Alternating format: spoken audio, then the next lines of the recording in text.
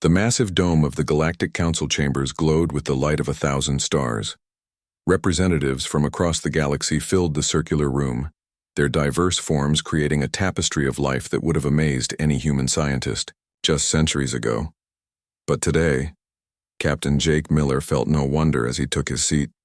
His jaw was tight, his blue eyes focused on the holographic display materializing at the center of the chamber. Beside him, Commander Lisa Adams adjusted her datapad, her fingers moving with practiced efficiency. "They're not going to listen," she whispered, her voice barely audible above the alien chatter. Jake nodded slightly. "We have to try." The chamber fell silent as High Chancellor Velmoth rose from his elevated platform. The Zenthari leader's crystalline form caught the light, sending rainbow patterns across the walls. "Honored representatives," his voice resonated through the translation systems, "we face our greatest threat since the formation of this council. The Void Reapers approach." A collective murmur rippled through the assembly. The holographic display shifted, showing the dark edge of explored space.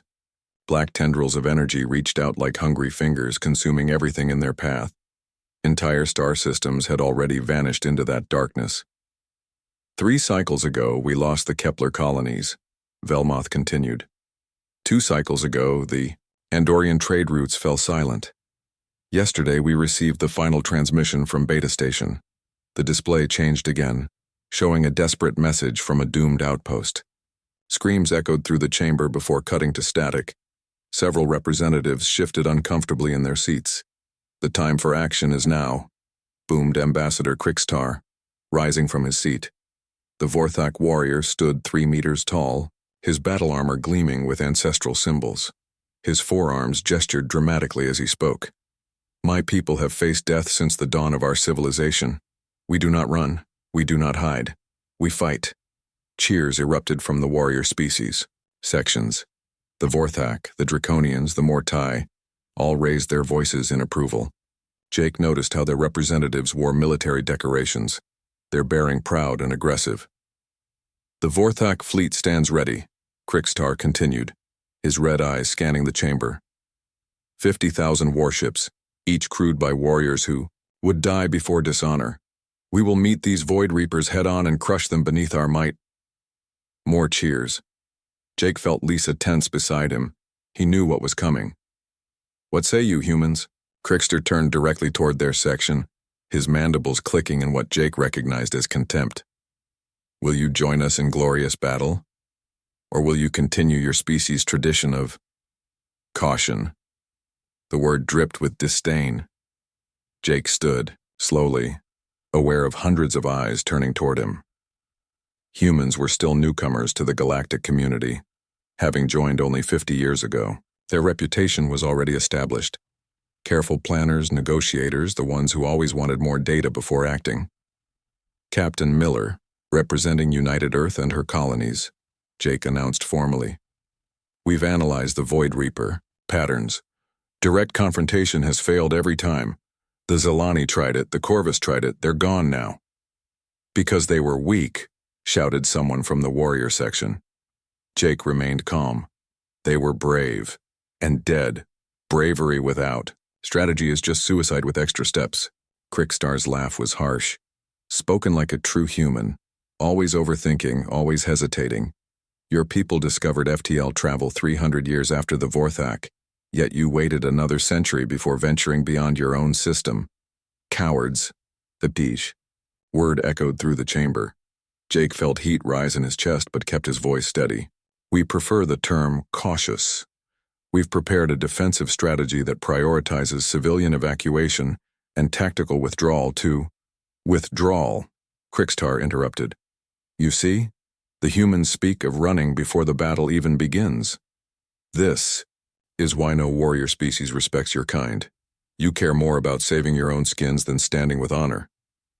Lisa stood beside Jake, her green eyes flashing.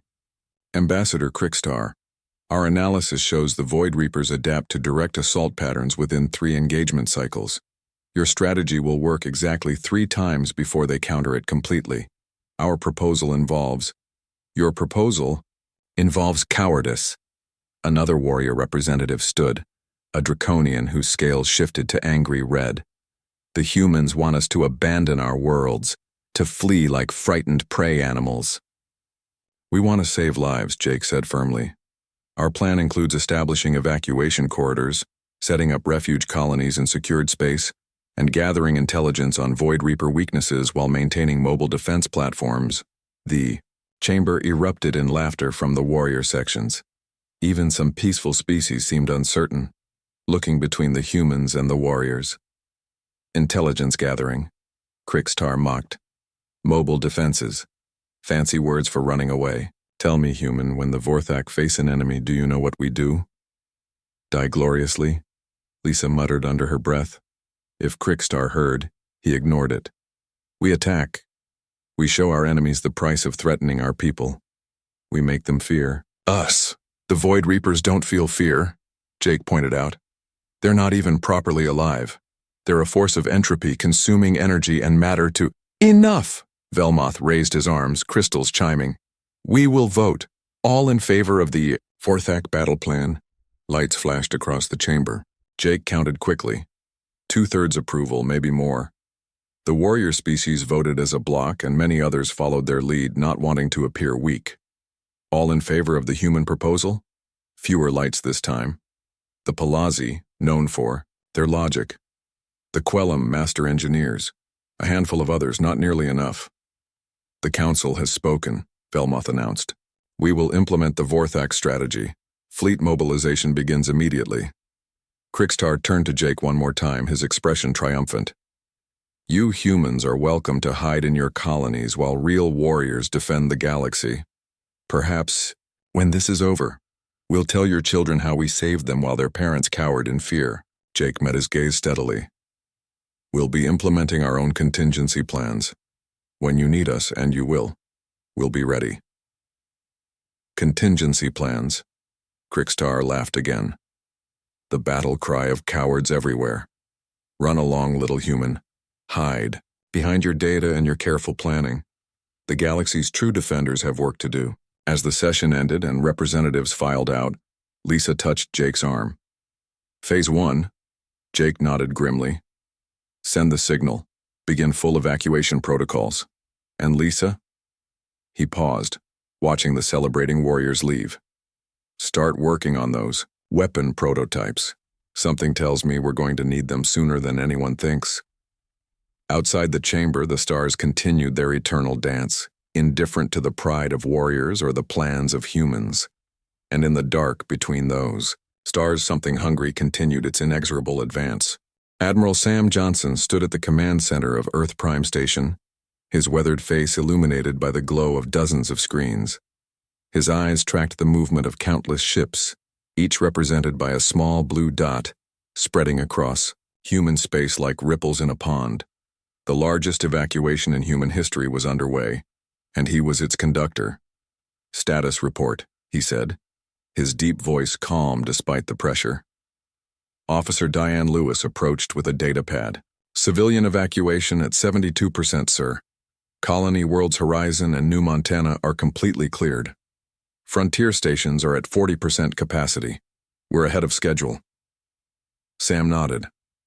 And the fleet? Battle Group Phoenix is maintaining the appearance of defensive positions around Saturn. Battle Groups Orion and Valkyrie are disguised as refugee convoys heading toward the Arcturus sector. She hesitated. Sir, galactic news networks are— They're calling it the human retreat. They're saying we've abandoned our allies. Sam's jaw tightened. Let them talk. We have work to do. On the other side of the station, Dr. Mary Chen peered through a microscope at what appeared to be a small piece of black glass. Around her, a dozen scientists monitored equipment, their faces tight with concentration. Molecular structure is unlike anything in our database, Mary said, adjusting the magnification. It absorbs all wavelengths of light, all forms of radiation. It's like it's hungry. Her assistant, Ben Rogers, looked up from his console. This is from the Beta Station wreckage? Mary nodded. Lieutenant Roberts' team recovered it at great risk. It's a piece of the Void Reapers themselves. She touched A control and electricity arced through the sample. For a brief moment, the blackness seemed to recede, revealing a complex crystalline structure beneath. Mary's eyes widened. "Did you see that? Record everything. I need more power to that containment field." The scientists scrambled to adjust their equipment. Mary's hands moved quickly over her console. "They're not invincible," she whispered. "Nothing is." Deep in the asteroid belt between Mars and Jupiter, Lieutenant Dan Roberts led his team through the shadows of massive rocks. Their stealth suits made them nearly invisible against the dark background of space. Ahead of them floated what appeared to be a damaged Vorthak scout ship. "Approach with caution," Dan whispered into his comm. "No life signs, but stay alert." His team moved forward in perfect silence, their magnetic boots barely touching the surface of the asteroid. When they reached the ship, Dan placed a small device against its hull. The device lit up green. "We're clear," he said. "Breach and secure." Inside the ship, the signs of battle were evident. The hull was partially melted, panels torn away from the inside out. There were no bodies. "Just like the others," said Sergeant Paula Wright, scanning the control room. "It's like they were absorbed." Dan moved to the ship's main computer. "Download everything. We need to know exactly how the Reapers attacked, how long the ship lasted, what weapons were effective." Paula connected a device to the computer. "Sir, this is the 5th Vorthak ship we've examined. They didn't even get close enough to fire their main weapons." Dan's expression was grim. "And Krikstar sent 3,000 more just like it." In the engineering section of Aurora Station, engineer Kate Phillips worked frantically, surrounded by components and holographic designs. Sweat beaded on her forehead as she adjusted a power coupling on a sleek, unusual weapon. "The modulation needs to be perfect," she explained to her team. "Based on Dr. Chen's findings, we need to hit them with alternating frequencies of energy, not just brute force." Her assistant, Greg Wilson, handed her a tool. "The Vorthak ships are using plasma cannons. Massive destructive power." Kate didn't look up from her work. "And the Reapers adapt after 3 hits. These pulse rifles will change frequency with every shot. Now help me with the calibration." As they worked, a screen on the wall showed Galactic News Network's footage of the massive Vorthak fleet engaging the Void Reapers. The reporter's voice was triumphant. "Warrior species unite to face the threat while human forces continue their strategic withdrawal." Kate glanced at the screen just as a Vorthak battleship exploded in a flash of light. Her expression didn't change as she returned to her work. "We need to move faster," she said softly. On the bridge of the UES Defender, Captain Jake Miller reviewed the latest intelligence reports. Commander Lisa Adams stood at his side, her face drawn with concern. "The Vorthak fleet has lost 20% of their ships," she reported. "The Draconians have committed their forces to the Orion front, but are meeting heavy resistance. The Mortai home fleet was completely destroyed." Jake scrolled through the data. "And they're still refusing our assistance?" Ambassador Krikstar released a statement calling our evacuation the greatest shame in galactic history, and vowed that the warrior species would remember who stood with them and who fled like cowards. Jake set down the datapad. "How much longer until we're ready?" "Admiral Johnson reports evacuation will be complete in 3 days. Dr. Chen needs at least 2 more days to finalize her research. Lieutenant Roberts has gathered intelligence from 7 different battles. Engineer Phillips's new weapons are in production." "Not fast enough," Jake said, looking at the tactical display. Red markers showing Void Reaper advance were pushing steadily through galactic space. "The Zalani cluster just went dark. That's 2 billion lives." Lisa hesitated. "Jake, I've known you since the academy. This isn't your fault." "We could have convinced them." "No, we couldn't. Their pride wouldn't let them listen." She touched his shoulder. "You made the right call. We're saving who we can and preparing to fight the right way." Jake nodded slowly. "Have our observers keep their distance, but continue gathering data. I want to know every move the Reapers make, every adaptation, every weakness." "Yes, sir." Lisa turned to leave but paused at the door. "The Palazzi ambassador sent a private message. Their logical analyses match our projections. They're beginning, quiet evacuations of their own systems. At least someone's listening. Make sure they have our transit corridors and safe haven coordinates. As Lisa left, Jake turned to the viewport. Earth shone blue and white against the blackness of space, peaceful despite the frantic evacuation taking place across human territory. In the distance, the stars seemed dimmer where the Void Reapers moved through the galaxy. "We'll be ready," he promised softly. "And when those warriors have spent their pride and their lives, we'll show them how humans really fight." Across human space, ships moved in careful patterns. To outside observers, it looked like retreat, like cowardice. But inside those ships, preparations continued. Scientists analyzed data. Engineers built weapons. Soldiers trained for a new kind of battle. It wasn't a retreat, it was a plan, and soon the galaxy would understand the difference. The command deck of the Vorthak flagship Eternal Glory was filled with smoke. Emergency systems whined as crew members rushed to repair critical systems. Ambassador Krickstar stood among the chaos, his proud posture faltering for the first time in his military career. "How many ships have we lost?" he demanded. A battle-scarred officer approached, bowing slightly. 40% of our fleet, Warlord. The Draconians report 60% losses. The Mortai..." He hesitated. "The Mortai no longer respond to communications." Krickstar smashed his fist into a nearby console. "Impossible. We are warriors, bred for battle across 1,000 generations. These Void Reapers are just another enemy to conquer." "Sir," the officer continued, "our weapons are becoming less effective with each engagement. The Reapers are adapting.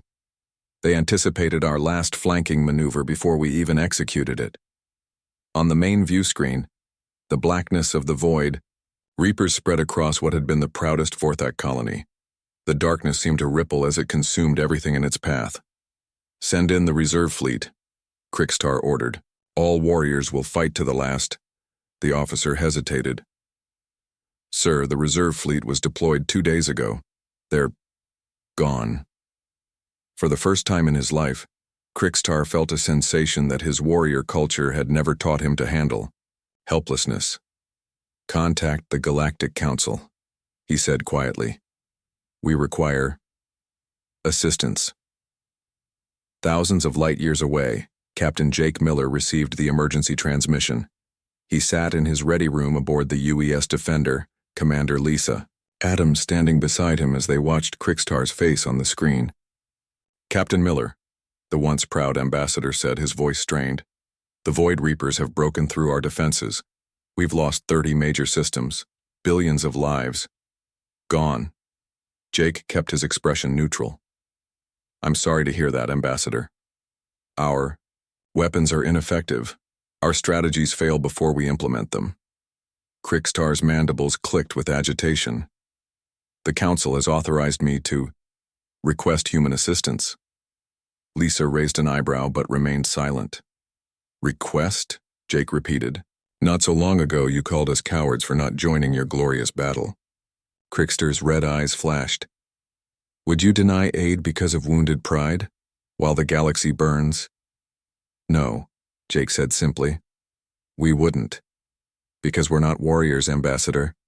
We're survivors." He leaned forward. "And we've been preparing." Jake pressed a button on his console. "Admiral Johnson, are we ready?" Sam's voice came through clearly. "Operation Counterstrike is green across the board, Captain. All ships in position. Dr. Chen?" "Research complete. We've identified 3 major weaknesses in the Reaper structure. All data has been distributed to our forces." "Lieutenant Roberts?" "Intelligence? Teams have mapped Reaper movement patterns.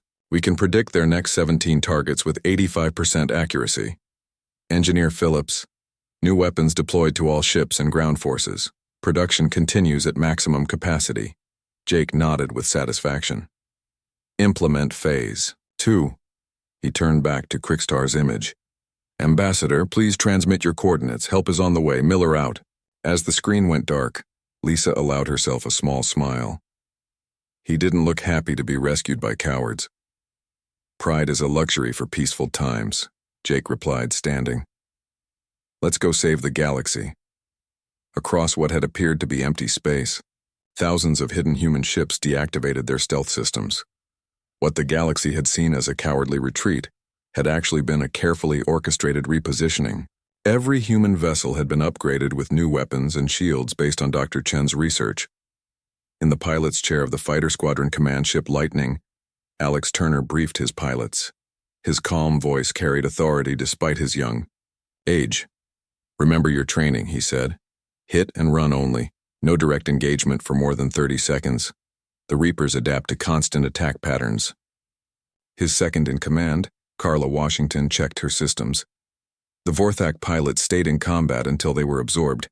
They never retreated.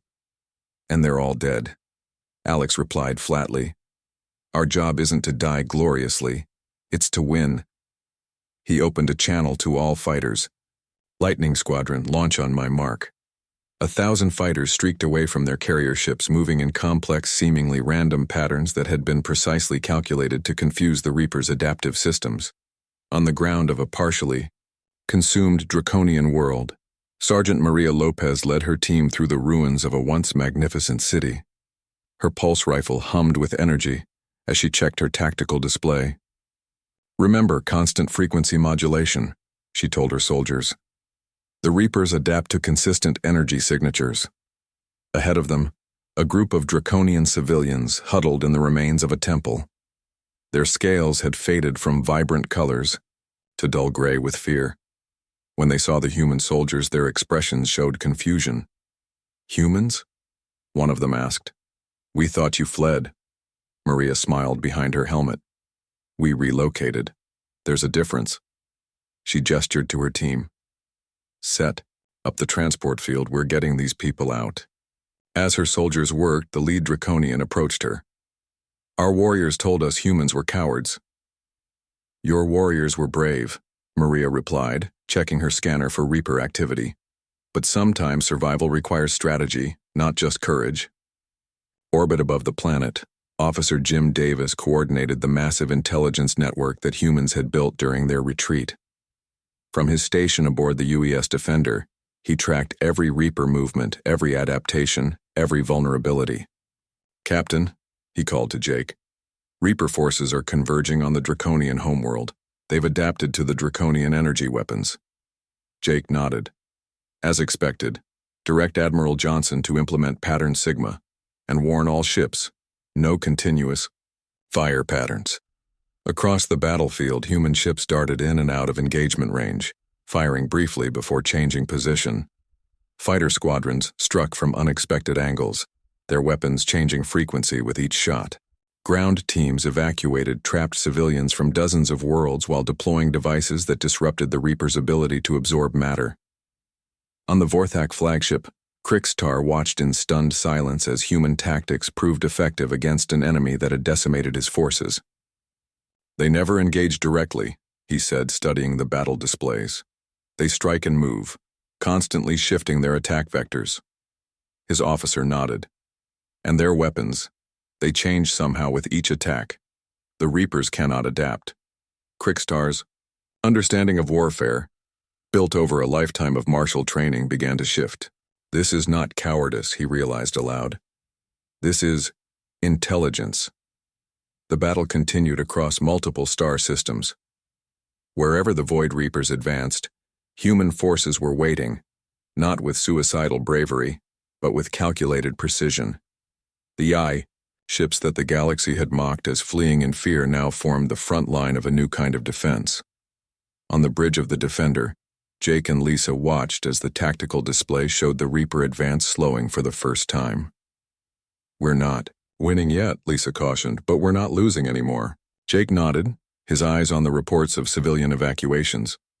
"Phase 2 is working. Prepare for Phase 3. "The counterstrike," Lisa said with a grim smile. "The counterstrike," Jake confirmed. "It's time to show the galaxy what cowards can do when they're done running."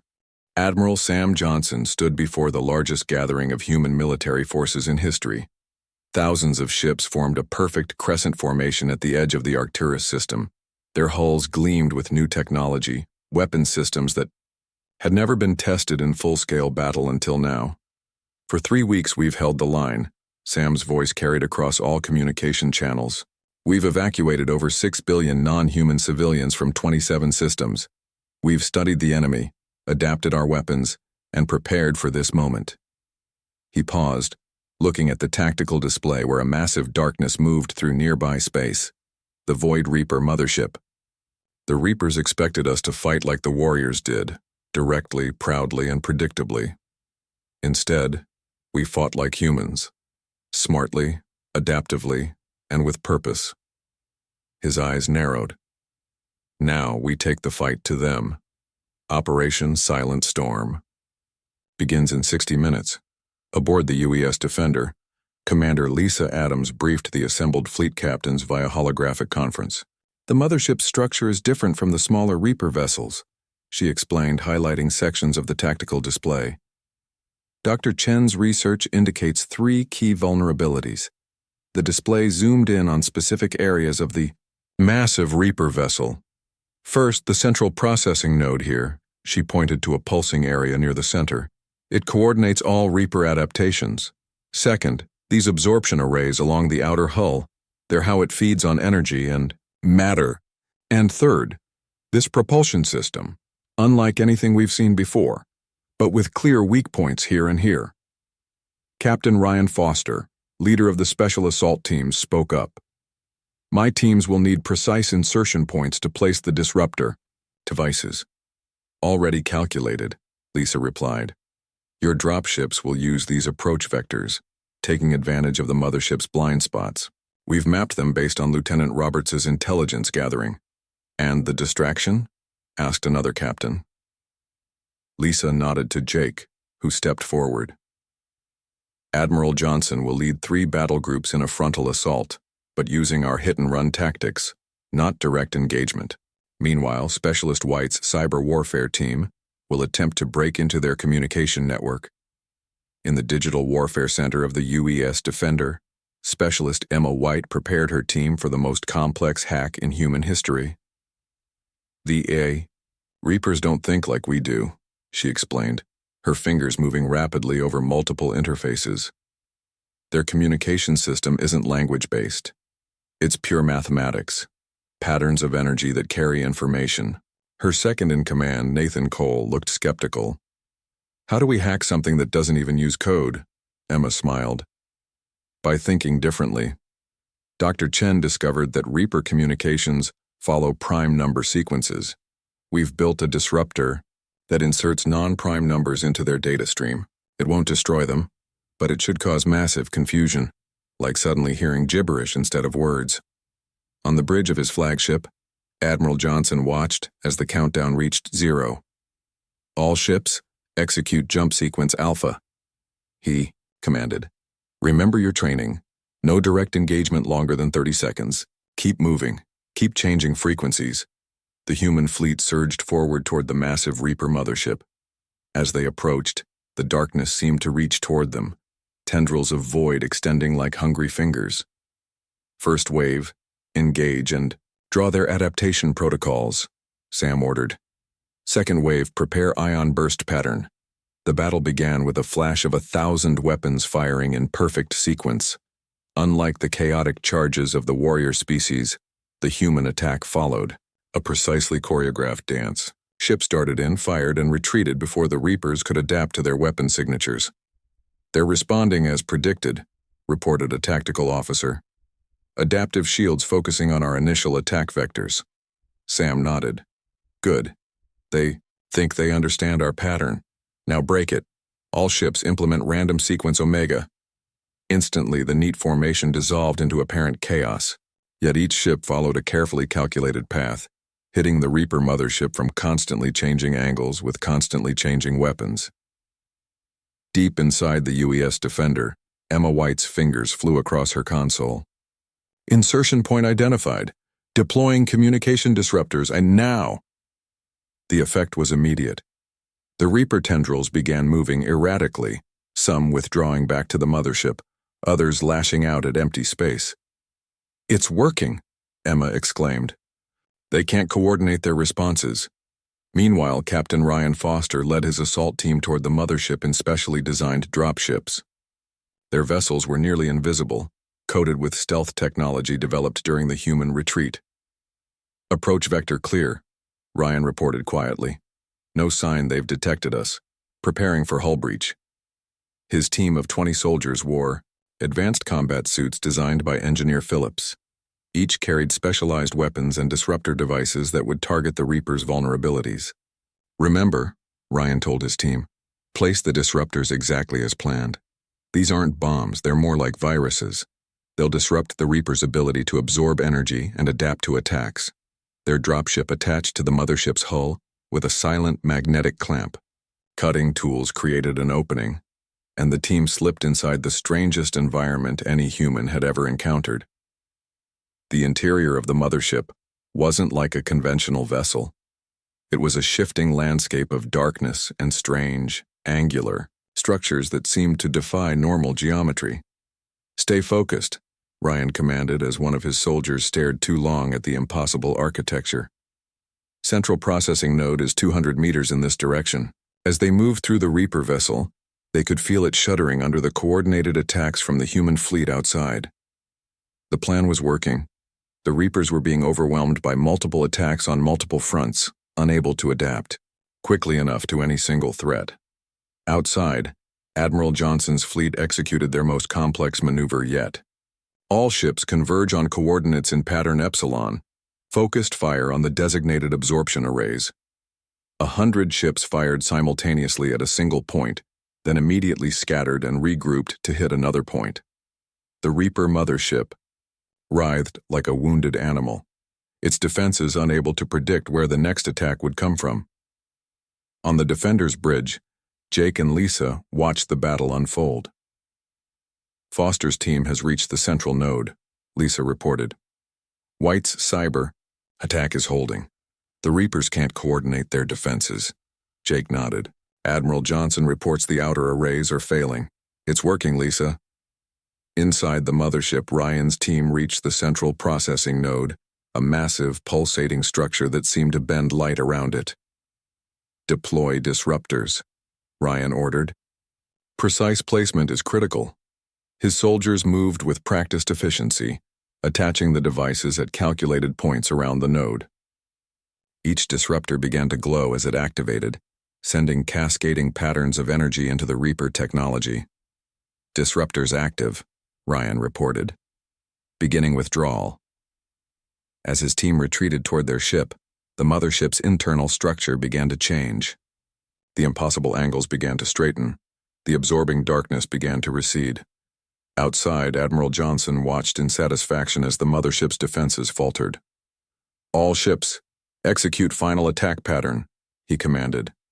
"Hit them with everything we've got."